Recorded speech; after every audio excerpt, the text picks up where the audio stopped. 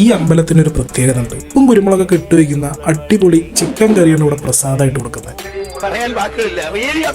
നമ്മുടെ പാലക്കാട് ജില്ലയിലെ കൊല്ലങ്കോട് സ്ഥിതി ചെയ്യുന്ന ഒരു മിസ്റ്റീരിയസ് ആയിട്ടുള്ള ടെമ്പിൾ വരുന്ന പോയതാട്ടോ. ഹലോ നമസ്കാരം, it's me Mallu from voice.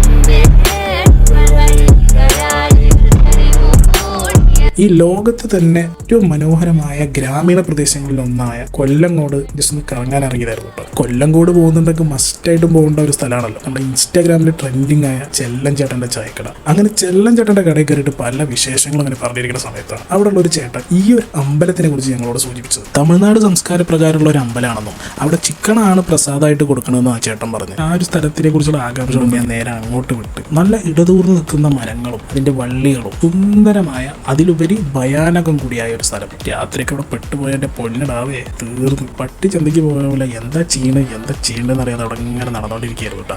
കൂടുള്ളവർക്കും പിന്നെ നല്ല വിവരമായതുകൊണ്ട് ഒരു കുഴപ്പമുണ്ടായിരുന്നില്ല.